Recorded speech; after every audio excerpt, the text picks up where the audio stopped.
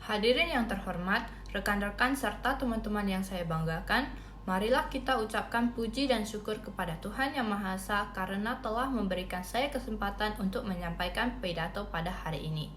Perkenalkan, nama saya Kerlin, MPM 2341376 dari kelas 1 MNMD.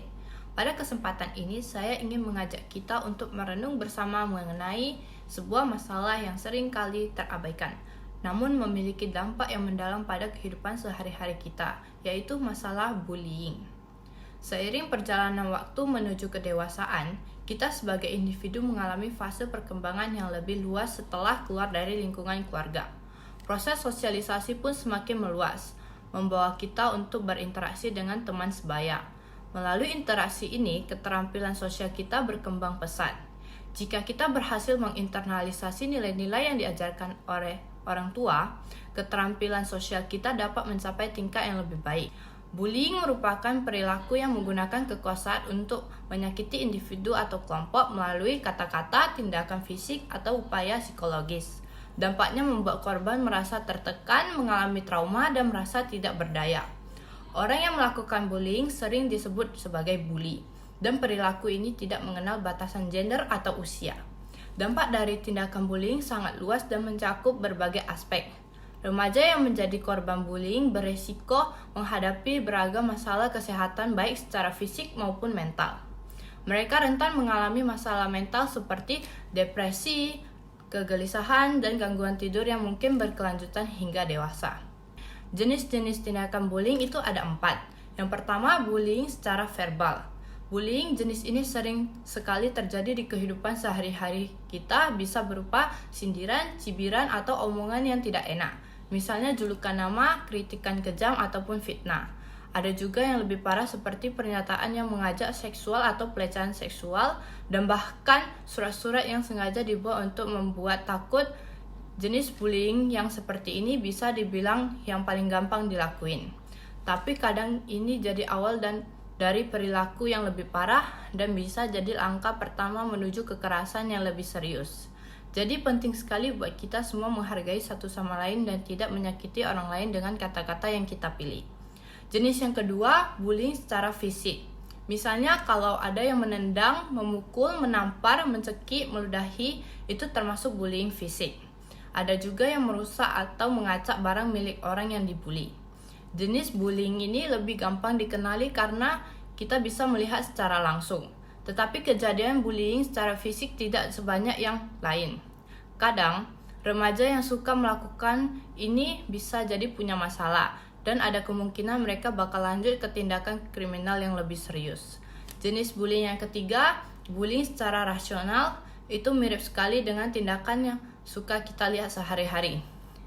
Jadi ini lebih ke cara menurunkan harga diri seseorang secara bertahap, entah lewat diabaikan, diasingkan, atau dihindari.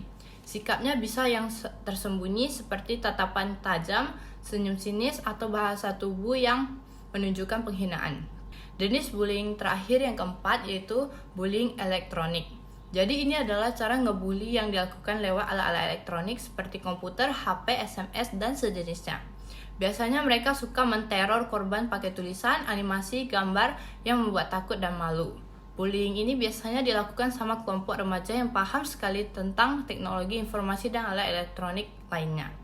Faktor penyebab bullying. Bullying dapat terjadi di berbagai tempat, termasuk di perkotaan, pedesaan, sekolah negeri, dan sekolah dewasa, baik selama maupun di luar waktu sekolah.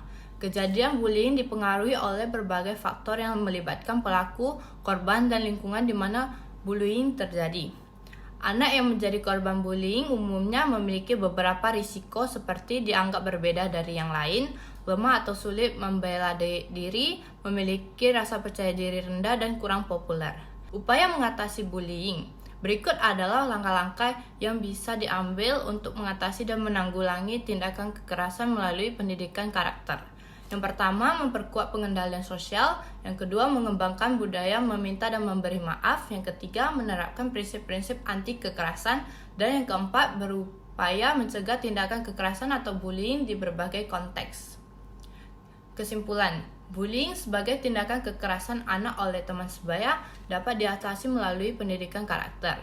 yang bertujuan membentuk kepribadian dan kematangan diri remaja. Upaya meningkatkan mutu pendidikan karakter telah dilakukan di sekolah-sekolah Indonesia, dengan guru memiliki peran kunci dalam proses ini. Pendidikan karakter bertujuan mencapai pembentukan karakter dan akhlak mulia peserta didik secara utuh dan seimbang. Sekolah berperan proaktif melalui program pengajaran keterampilan sosial. Selain itu, orang tua juga memiliki peran penting dalam mendukung tujuan pendidikan dan mencegah bullying di sekolah. Kerjasama yang baik antara orang tua dan pihak sekolah dapat menciptakan lingkungan pendidikan yang maksimal tanpa adanya tindakan bullying antar pelajar. Dengan demikian, pendidikan karakter menjadi fondasi utama dan membentuk generasi muda yang mampu menghadapi berbagai tantangan kehidupan dengan baik. Sekian pidato saya hari ini, semoga apa yang saya sampaikan bisa bermanfaat bagi kita semua. Mohon maaf bila terjadi kesalahan kata. Terima kasih.